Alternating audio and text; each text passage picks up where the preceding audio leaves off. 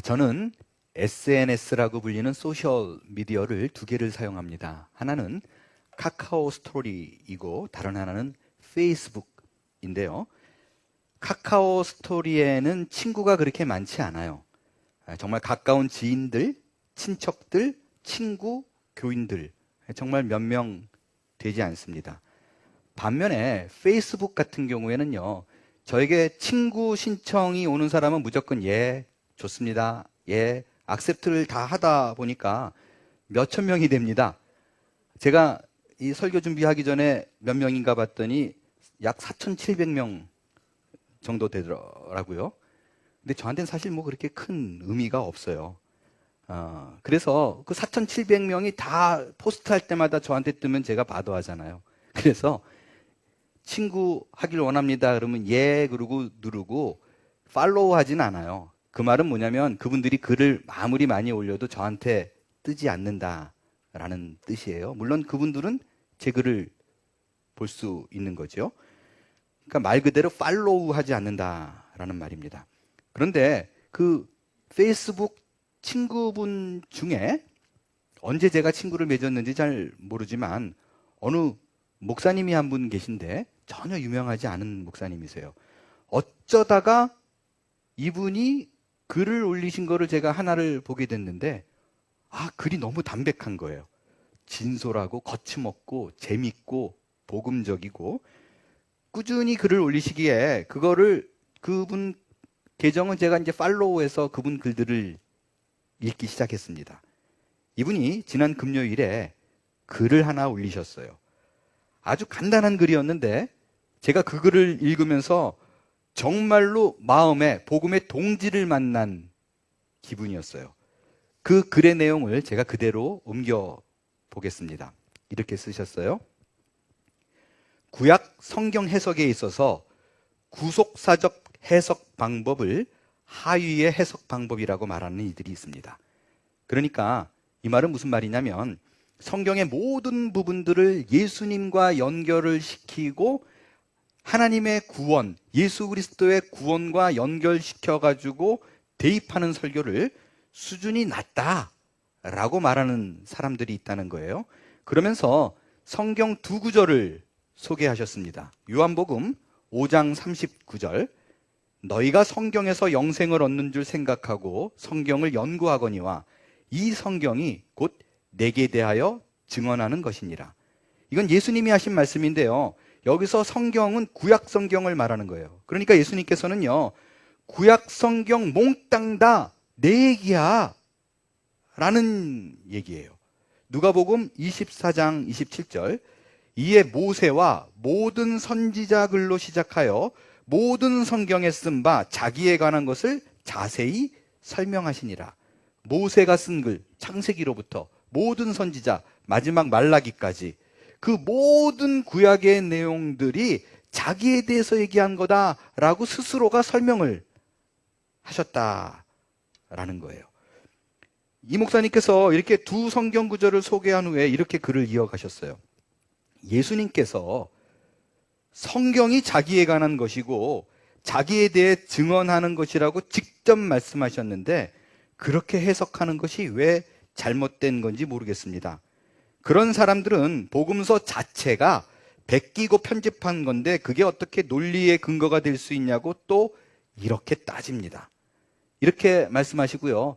마지막 한 문장을 툭 던지시고 글을 맺었어요. 뭐라고 얘기하셨냐?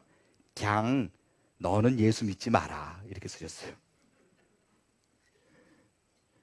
과연 이 글에 어떤 댓글이 달렸을까 궁금해가지고 그 글 밑에 있는 댓글들을 제가 쭉 읽어 내려갔어요. 근데 아니나 다를까 댓글 중에 이런 글이 있더라고요. 구속사 해석, 훌륭한 해석 방법이지요. 당연히 하수는 아니고 그래도 시야를 넓혀보세요. 한 가지 프레임만으로 성서를 해석하기엔 좀 아깝다는 생각이 들지 않나요? 이 댓글에 이 목사님이 바로 답글을 다셨는데 제가 그 답글을 읽고요, 박수를 쳤어요. 이렇게 쓰셨어요. 여러 가지 프레임으로 창밖을 바라보더라도 기차의 종착지가 예수가 아니라면 의미가 없다고 생각합니다. 저 진짜 박수 쳤어요. 이분이 이제 주하나교회의 임진만 목사님이라는 분이에요. 저보다 연배가 아래이신 것 같더라고요. 그래서 제가 너무 기뻐서 바로 그분에게 메시지를 보냈어요. 저는 미국에 있는 한문교회 목사인데요. 이러고 제 소개를 하면서 목사님 글 너무 좋습니다. 이러고 제가 메시지를 남겼어요. 여러분, 우리는 지금 요한복음을 공부하고 있습니다. 당신은 예수 믿는 사람들을 핍박하는 시대였었어요. 예수의 신성을 부정하는 이단들이 마구마구 속출하고 있었고요. 여러 가지 신학적인 사고들이 누구는 이렇다, 누구는 저렇다, 누구는 예수가 어떻다, 이런 문제들로 인해서 끊임없는 충돌이 일어나고 있었던 시대였습니다. 그때 요한이 붓을 든 거예요. 요한이 붓을 들고 책을 써내려가면서 어떤 부분에 초점을 맞췄을까요? 과연 이런 걸까요?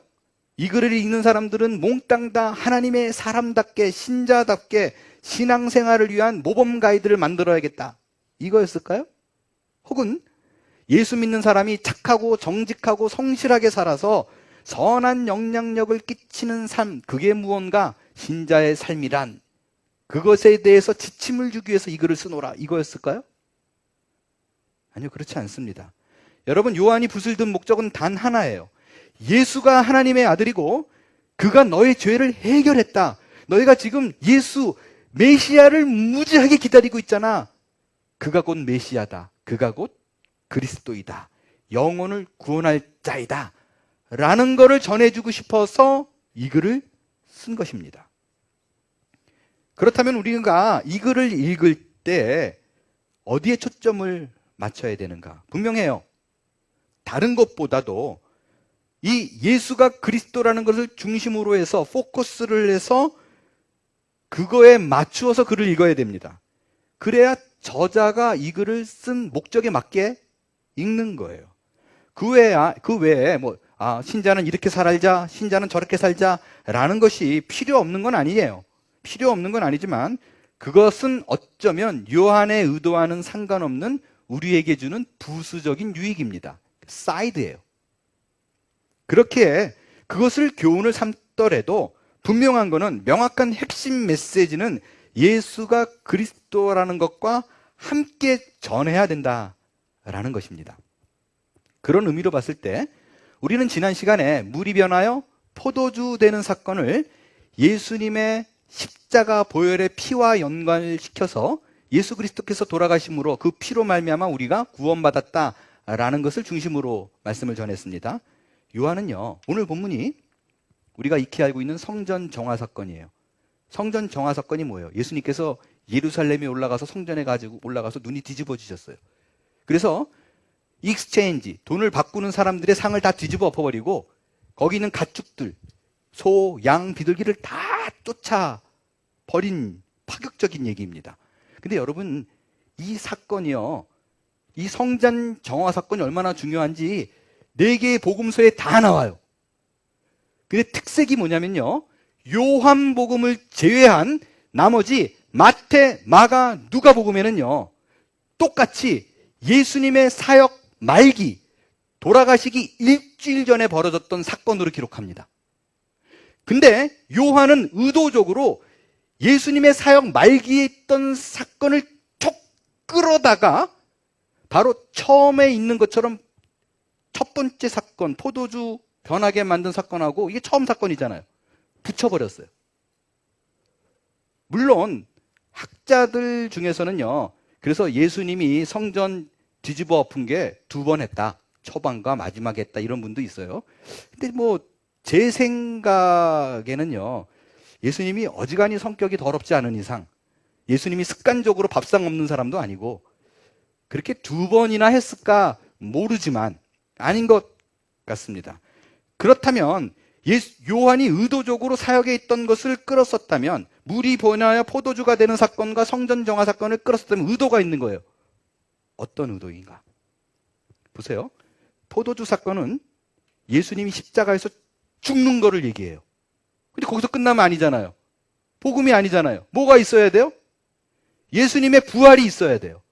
그래서 저 뒤에 벌어진 거지만 의도적으로 끌어서 성전 정화 사건을 갖다 붙였어요. 왜? 성전 정화 사건은 명백한 죽으신 예수님이 다시 살아나게 될 것을 약속하고 있는 사건이기 때문에 그렇습니다. 그러니까 죽음과 부활을 온전한 복음으로 설명한 거예요. 그럼 어떻게 이 사건이 부활을 의미하는 것인가? 구체적으로 이 사건 속으로 들어가 보겠습니다. 먼저 우리가 주목해야 될 부분이 있어요. 요한은 이 사건을 써내려갈 적에 첫 서두에 그 사건의 에피소드를 시작하면서 뭐라고 썼냐면 유대인의 유월절이 가까운지라 라고 썼어요. 유대인의 유월절. 여러분 좀 이상해요? 이상한 게 있어요? 없어요. 너무나 평범해 보이는 이 한마디는요, 사실 당시 이 종교적으로 유월절이 얼마나 타락하게 쓰여졌는가를 단번에 보여주는 말입니다. 왜냐하면요, 구약 성경에 유월절에 대한 얘기가 나오면요, 단 한 번도 유대인의 유월절이라고 말한 적이 없습니다. 언제나 유월절을 설명할 적에는요, 유월절 하나만 독단적으로 등장을 하든지 이게 누구를 위한 유월절이냐를 설명할 적에는 항상 여호와의 유월절, 여호와를 위한 유월절이라고 썼어요. 그러니까 모세가 유월절을 제정해가지고 백성들에게 알려줄 적에는 목적이 분명해요. 그날은 하나님을 위한 자리이다. 하나님을 영화롭게 하는 자리고 하나님께 집중되어 영광 돌리는 자리다. 라는 것을 위해서 제정하는 거예요. 그런데 시간이 지나면서요, 어느덧 이게 유대인의 하나의 명절로 자리 잡았을 뿐만 아니라 하나님의 중심이 아닌 유대인의 유월절, 사람들을 위한 유월절로 자리 잡게 됐어요. 이 절기가 특별히 하나님을 위한 것이 아니라 사람들을 위한 몇몇 특권층들을 위한 절기가 되었다는 것을 어떻게 알 수 있는가? 여러분, 유월절이 되면요, 흩어져 있는 그 유대교 신자들이 무조건 전국에서 다 예루살렘으로 모여들었어요. 왜 유월절에 사람들이 이렇게 몰려들었는가? 유월절에 대해서 제가 조금만 설명을 드릴게요. 유월절은 뭐를 기념하는 날이냐면요, 모세가 이집트에서 이스라엘 백성들을 구원해낸 것을 기념하는 날이에요. 근데 여러분 기억하세요? 이집트에 10가지 재앙을 내려서 이집트 백성들이 와, 이거 하나님이 진짜 있구나 그러고 두려움에 떨겨서 보낸 거잖아요. 마지막 재앙이 뭐예요? 장자의 죽음, 큰아들이 죽는 재앙이었었어요. 근데 죽음의 사자가, 죽음의 천사가 이집트의 모든 장자를 죽이려고 쫙 진행할 때, 그 밤에 지나갈 때 이스라엘 백성들은 죽지 않았어요. 그 장자는 어떻게 안 죽었어요? 문에다가 문설주, 양옆과 임방, 문 위, 문틀 위에다가 어린 양의 피를 발랐어요. 그러면 죽음의 사자가 지나가다가 들어가려다가 그 피를 보면 아하, 그러고 지나갔어요. 그래서 그 집에 있는 아들은 안 죽었어요. 이게 유월절이에요. 요즘도 유대인들은요, 니산월, 지금 달력으로 4월이면 유월절을 일주일 동안 지킵니다. 그래서 죽음의 사자가 죽이지 않고 지나갔다. 그래서 패스오버라는 말이 여기서 나온 거예요. 이날은 분명히 죽음의 사자가 죽이지 않고 지나갔다, 이것으로 말미암아, 어린 양의 피로 말미암아 우리가 구원되었다라는 것을 증명하고 또 이것을 통해서 하나님을 기리고 찬양하는 날이에요. 그런데 이 유월절이 어떻게 변질되었는가? 여러분, 그 기록에 보면 이 유월절에 전국 각지에서 사람들이 모이잖아요. 어른 남자만 13만 명, 어린아이, 여자, 노인 합치면 약 100만 명. 예루살렘에 엄청 모이는 거예요. 이거는요, 아우, 사람 많아서 가면 압사하겠다, 안 가. 이게 안 돼요. 왜냐하면 무조건 가야 돼요. 신자면 이방인도 갑자기 유대교로 전향했어요. 가야 돼요. 명문화된 규례예요. 그래서 사람들이 모이면 어떻게 하냐면요, 성전에 들어가서 제사를 하기 전에 들어갈 때 성전세, 텍스를 내야 돼요. 당시는 전 세계를 지배하는 나라가 로마였잖아요.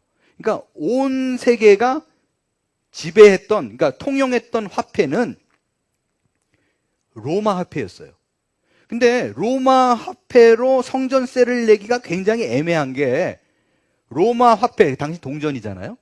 동전에는 가이사 황제, 시저 황제의 초상화가 새겨져 있었어요. 그리고 그 밑에 가이사가 누구죠? 시저는 주님이시다, 이렇게 써 있어요. 근데 성전에 들어가면서 하나님을 예배하는 자리에 시저는 주님이시다 내기가 그렇잖아요. 그래서 환전상이 존재한 거예요. 익스체인지. 로마 돈을 가지고 오면 유대인의 지폐였던, 유대인의 화폐였던 세겔로 바꿔줘요. 근데 문제는 뭐냐면 유대인의 화폐 세겔로 바꿔주면서 수수료를 50%를 떼가요. 그러니까 지금으로 하면 100불 주면 50불 주면서 끝, 이거예요. 도둑놈이잖아요, 세상에 진짜. 그러니까 엄청난 폭리를 취한 거예요. 사내들인 공의원이 가져갔어요. 그러니까 예수님이 눈이 뒤집어져가지고 다 뒤집어 엎은 거예요. 또 다른 일을 벌이죠. 예수님이 이거 한 것만 한 거 아니잖아요. 또 뭐 했어요? 노끈으로 채찍을 만들어가지고 양소 비둘기를 다 성전에서 쫓아버렸어요. 왜 그렇게 했을까? 자, 보세요. 유대인들이 예루살렘에 오는 거는 제사를 드리기 위해서잖아요. 제사의 제물이 양, 소, 비둘기였었어요. 근데 율법에 딱 정해진 거 있어요. 뭐냐면 어떤 제물을 드렸느냐? 양, 소, 비둘기인데 흠이 있으면 안 돼요. 그러니까 스칼, 상처가 있으면 안 돼요. 근데 이게 예루살렘 근교에 있는 사람들은 뭐 이렇게 등쳐갖고 와가지고 드리면 흠 없잖아요. 근데 문제는 뭐냐면 전국 사방에 다른 나라에서까지 오잖아요. 그러면 이게 짊어지고 오다가 힘들으면 또 끌고 오겠죠. 끌고 오면 발톱에 상처 나요. 어떻게 안 나요? 이 지고 오다가 떨어뜨리면 다쳐요. 부러져요. 오랜 기간 오면 살 빠져요. 그래가지고 어렵사리 와가지고 재물을 드리려고 딱 왔는데 성전 문에서 이렇게 재물을 관리하는 사람이 이렇게 보다가 이거 흠 있네? 불합격? 그래요.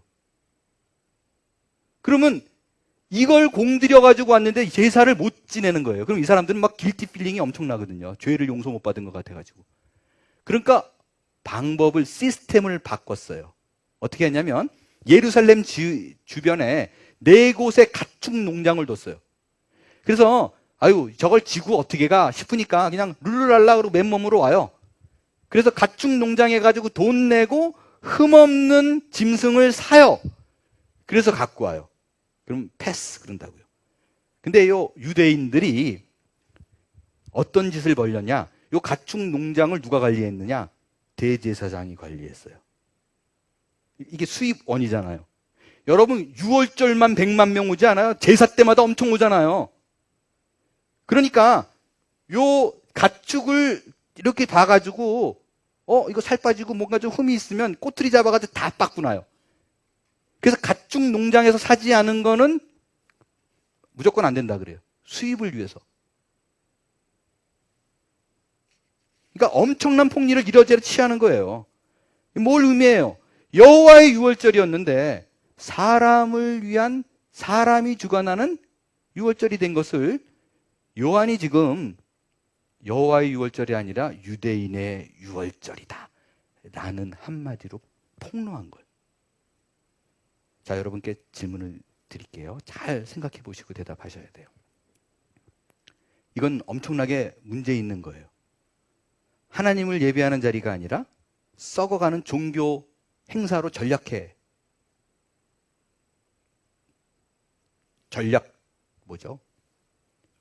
전략한 게 분명 한국말도 안 되고 영어도 안 되고 스페니쉬도 안 되고 죽겠습니다. 전략한 거예요. 그렇죠? 자, 이게 하나님을 예배하는 자리가 아니라 이거는 사람을 위한 자리가 됐어 라는 걸 유대인들이 눈치를 챘을까요? 못 챘을까요? 그거를 봤을까요? 못 봤을까요? 아마도요, 못 봤을 확률이 되게 높고요. 그냥 당연하게 생각했을 확률이 높고요. 이거 문제 있는데 라고 눈치를 챘어도 어쩔 수 없어 라고 생각했을 거예요. 너무나 메이크센스 하잖아요. 아니 어떻게 그거를 저쪽에서 몇 킬로를 지고 와? 안 돼. 그냥 심플. 야, 이 그냥 와가지고 저기 가축 농장에 있는 것만 해도 감사하지. 왜? 이게 너무나 합당하다라고 생각했기 때문입니다. 그렇다면 오늘날 교회 안에서 여호와의 유월절이 유대인의 유월절이 되고 있음에도 불구하고, 그렇게 변해감에도 불구하고 그것을 깨닫지 못하거나 혹자는 깨닫고 있어도 이건 어쩔 수 없어라고 생각하는 부분이 뭐가 있을까요?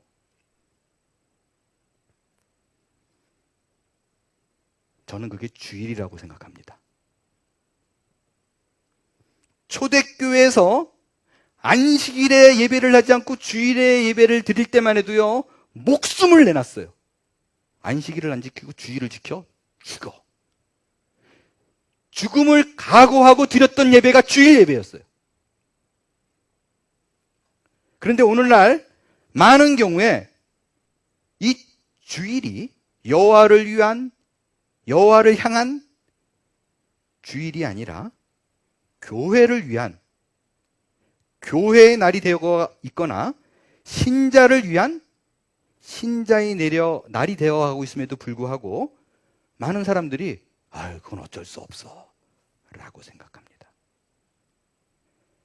그러니까 교회에서 예배를 드리며 그 예배 시간에 하나님께 집중하고 하나님을 만나고 하나님과 교제하고 하나님을 섬기는 자리가 아니라, 교회의 예배를 통해서 뭐가 우선이 되느냐? 내가 채워져야 돼요. 내가 은혜 받아야 돼요. 내가 충만해져야 돼요. 나의 만족, 위로가 있지 않으면 예배를 안 드렸다고 생각해요.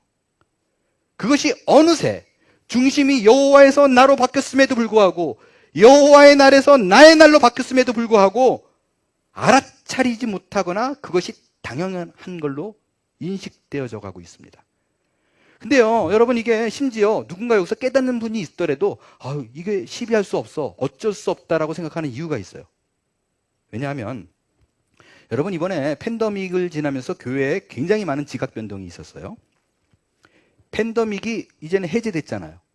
그럼에도 불구하고 많은 분들이 아직까지 교회에 출석을 하지 않고 있습니다.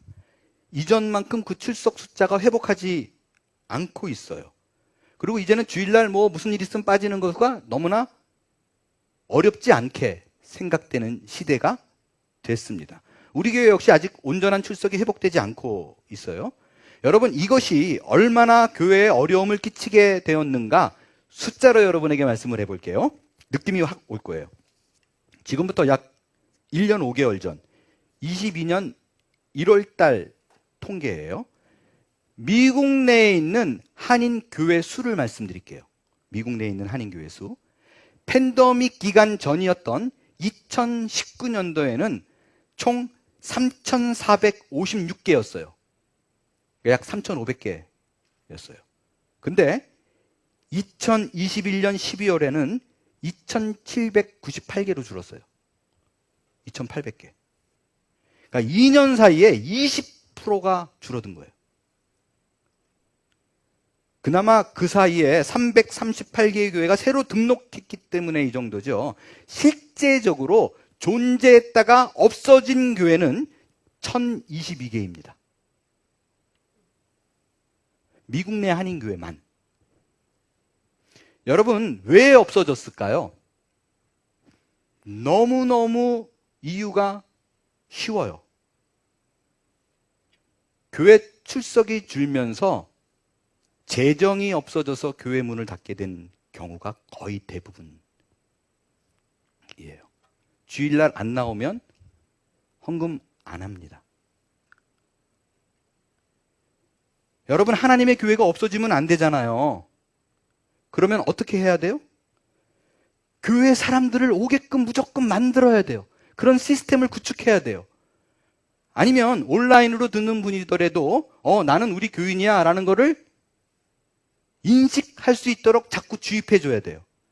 그러다 보니 교회에서 어떻게 변했느냐, 모든 행사가 교인에게 유익을 주는 행사로 진행을 하고, 메시지도 하나님을 위한 하나님께 예배하는 메시지가 아니라 어렵게 나온 교인들을 위로하고 격려하고 복에 대한 희망을 심어주고 이 어려운 시기를 이겨낼 수 있는 좋은 멘탈을 갖는 방법이 무엇인가를 얘기합니다.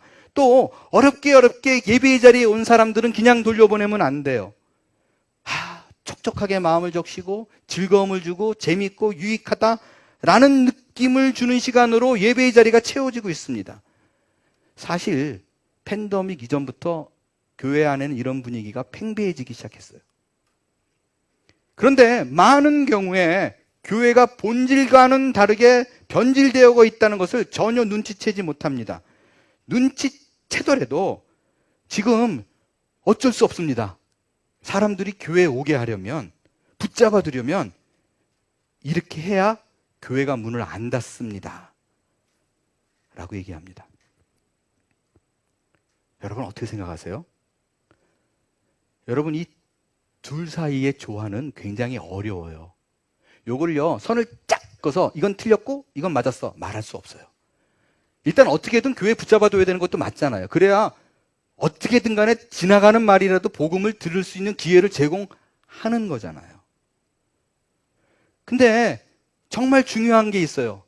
그거는요, 교회 사이즈가 점점 줄어들더라도 본질을 지키는 것을 양보해서는 안 된다는 거예요.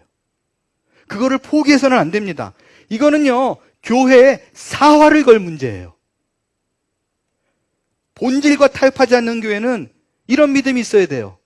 그래, 하나님이 반드시 이 생명력을 유지시켜 줄 거다. 이 믿음이 없다면 본질을 추구하면서 끌고 가기가 굉장히 어렵습니다. 저는 진심으로 우리 교회가 본질만큼에 있어서는 양보가 없는 교회가 되기를 바랍니다. 저도 그런 교회가 되도록 무지하게 노력할 거예요. 여러분도 우리 교회가 오로지 존재하는 이유가 우리 서로 기쁘고 좋고 만족스러운 것이 아니라 과연 복음 전파가 어떤 것이 옳은 것인가 라는 것에 집중하여 힘을 모을 수 있는 저와 여러분이 될 수 있게 되길 바랍니다. 이번엔 구체적으로요, 예수님께서 왜 성전에서 상인들을 쫓아낸 것인가, 그 이유를 좀 생각해 볼게요. 여러분 많이 들어봤을 거예요. 오늘 본문에 나온 이 사건을 대부분 설교 제목이라든가 소개할 때 제목이 어떻게 붙어 있어요? 성경 이렇게 문단을 나눴을 때 또 제목이 딱 그렇게 붙어 있어요. 뭐라고 붙어 있느냐? 예수님의 성전 정화 사건, The Temple Purifying Incident, 혹은 성전 청결 사건, The Temple Cleansing Incident 라고 써 있어요. 근데 여러분 잘 보세요. 사실 이거는요, 예수님이 성전을 정화하거나 청결하게 한 사건이 아닙니다. 오히려 이게 더 가까워요. 성전 파괴 사건, 성전 척결 사건, 이게 훨씬 가까워요. 왜냐하면요, 잘 보세요. 퓨리파잉 한다, 클렌징 한다 라는 거는요, 어떤 의미냐면요, 더러운 것을 깨끗게 해서 다시 쓴다라는 의미가 있죠. 예를 들어서 공기청정기, 에어 퓨리파이어, 어떤 거 더러우니까 이거를 깨끗하게 돌려서 신선한 공기로 호흡하게 한다, 이거예요. 주방을 청결하게 하자, 어떤 뜻이에요? 소독하고 쓰레기 치워가지고 좀 깨끗하게 쓰자라는 게 정화고 청결이에요. 그런데 예수님은 이 자리에서 성전을 정화하거나 청결하지 않았어요. 척결했어요. 척결했다는 말은 뭐냐면요, 리무브한 거예요. 뽑아낸 거예요. 제거해버린 거예요. destroy, 없애버리고 파괴해버린 거예요. 그러니까 예수님은요, 지금 막 뒤집고 이러면서 야, 레슨 좀 깨끗하게 써라, 이러면 안 돼, 가 아니라고요. 이거 필요 없어. 이거 안 돼. 치워버려. 없애버려. 껍데기가만 남은 종교는 안 돼. 라고 깨버린 거예요. 쓰지 못하도록.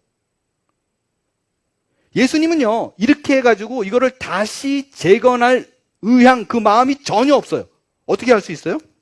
제가 이렇게 단언하는 이유가요. 자, 보세요. 예수님 당시에 제사를 지낼 때 썼던 제물들이 뭐예요?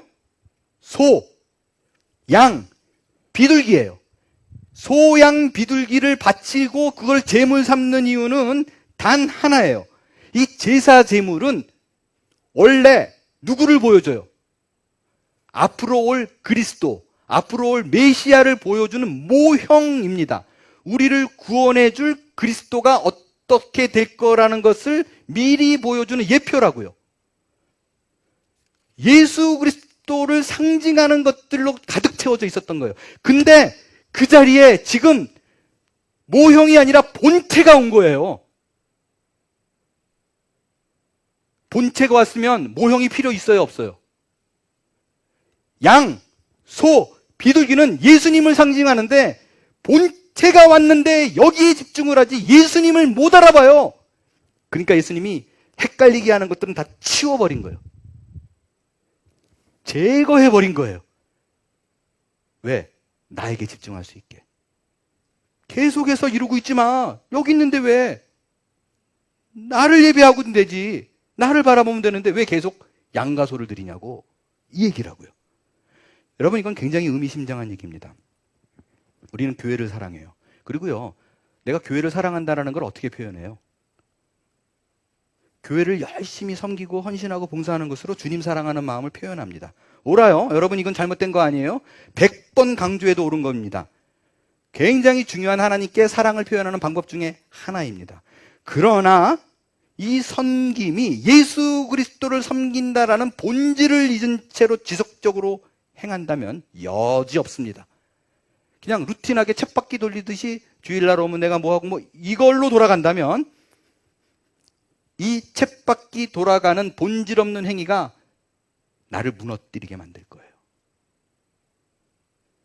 여러분, 우리의 무조건적인 섬김과 봉사가 본체인 주님과 전혀 상관없이 나의 섬김이 빛을 발하기 시작하고 누군가가 나의 섬김으로 인해서 유익되는 일이 벌어진다면 아름답지요. 그러나 분명해요. 곧 지칩니다. 곧 떨어져 나갑니다. 풍성하게 남들은 만들고 본인은 망가질 거예요. 저는 지금 드리는 말씀이 그렇기 때문에 여러분들 모든 봉사하는 걸 내려놓읍시오. 이 얘기가 아니에요. 이 얘기가 아니라 내가 봉사하는 그 현장, 내가 하는 그 작은 행위더라도 누군가를 유익하게 하기 위한 것이 아니라 내가 이거를 주님을 섬기는 거라고요. 이거를 통해서 교인을 섬김으로 주님을 섬기는 거예요. 이거를 잊어버리면 짐 빠지고 누군가가 항상 이렇게 좀 컴플레인 하는 게 나오잖아요. 그럴 때 안 해, 못 해 먹겠네, 이렇게 돼요. 그래서요, 저는요, 우리 교우들, 특별히 우리 교회가 그렇게 시스템이 막 착착착 잘 된 교회 아니에요. 그래서 불편한 일들이 곳곳에서 발생하는 건 너무 잘 압니다. 그래도 교회 안에서 일어나는 여러 봉사들을 저는 최대한으로 줄이려고 합니다. 아주 기본적인 거를 제외하고는 최대한 줄이고 줄여서 모두 다 예배에 집중할 수 있게 만드는 방법이 어떤 건가를 항상 고민하고 그것을 추구합니다. 만약에 누군가 봉사라는 이름으로 이 자리에 앉아 계시는데 예배에 온전한 시간 마지막 끝까지 집중하지 말고 못하고 들락달락 거려가지고 교우들을 풍족하게 만드는 거라면 저는 아니라고 봐요. 저는 그 일을 만들지도 않을 뿐더러 권하지도 않습니다. 모두 다 마르다가 되길 원하지 않아요. 마리아로 말씀 앞에 서야 됩니다. 그 부수적으로 필요한 봉사 자리가 없는 것 때문에 누군가가 불편하더라도요, 이렇게 여겨주세요. 그래, 내가 좀 불편해도 그 봉사의 자리에 있는 사람을 예배하게 하는 일에 내가 쓰임받는 거예요. 그 예배에 집중하게 만드는데 우리 모두가 한 마음으로 마음을 모아 준다면 우리 교회는 성장하게 되고 성숙하게 될 것입니다. 예배에 집중하여 은혜의 자리에 함께하는 일들이 우리 교회 곳곳에서 벌어질 수 있게 되길 바랍니다. 마지막으로 우리가 생각해 보는 게 있어요. 계속해서 저는 기독교는 본질이 중요합니다 막 이러고 외치고 있어요. 그러면 그러니까 본질이 뭔데? 라는 질문이 나오잖아요. 본질이 뭐냐? 형식이 아닌 본질. 여러분, 그거는 19절에 답이 있습니다. 마지막으로 19절을 한 목소리로 크게 읽겠습니다. 19절 시작.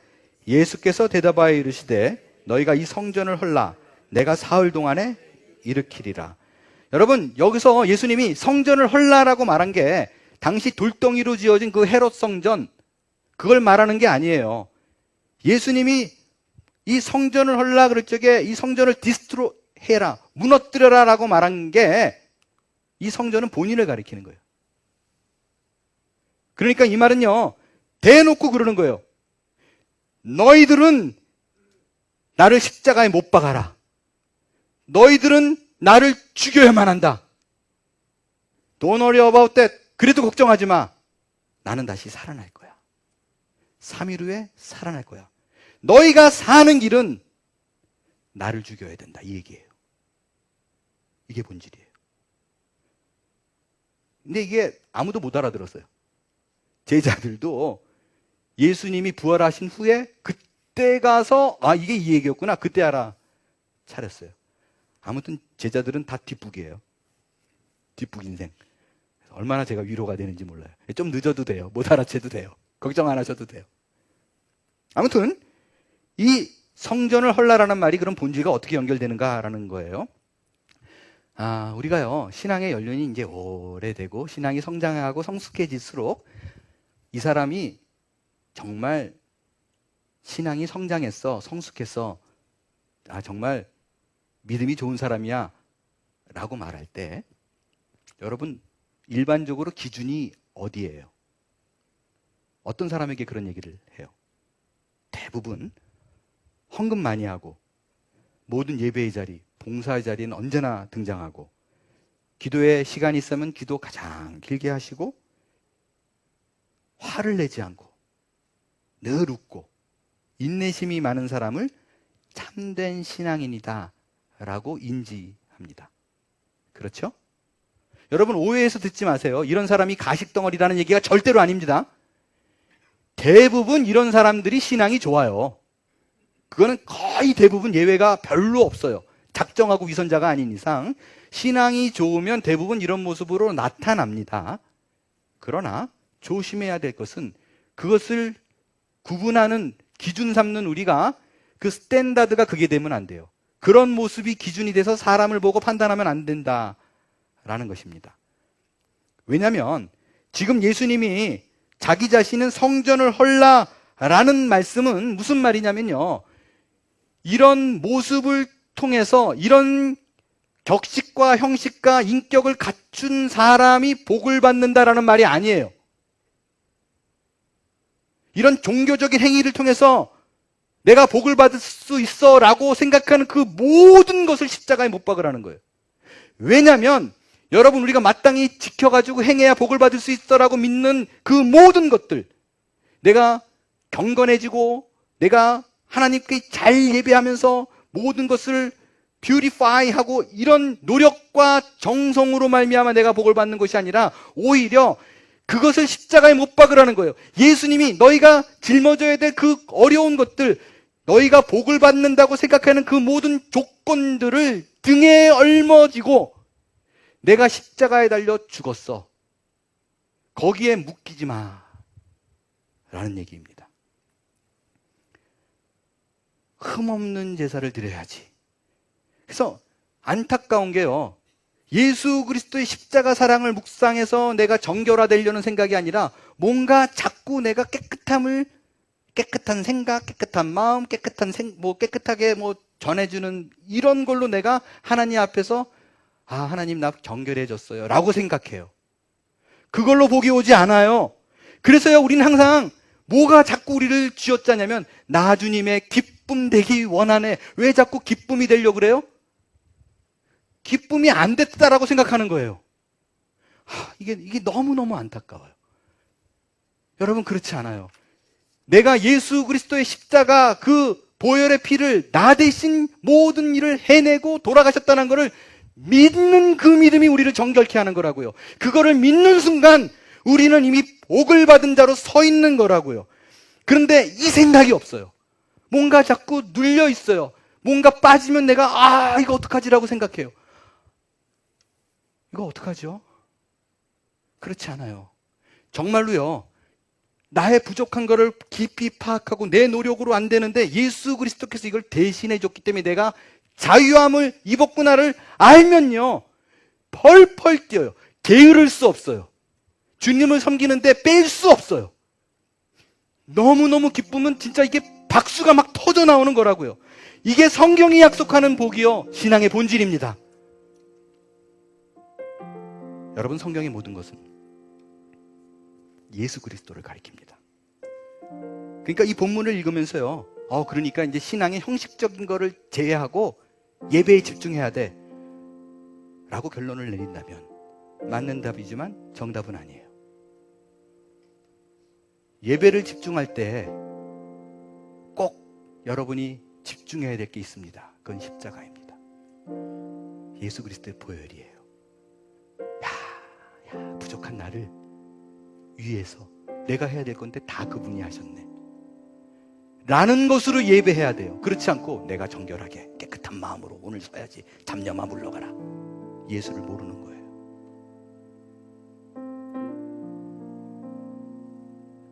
예수 그리스도 십자가를 묵상할 때 그걸로 예배하는 자가 복이 있는 자예요. 그걸 위해서 예수님이 소, 양, 비둘기 다 엎어버렸어요.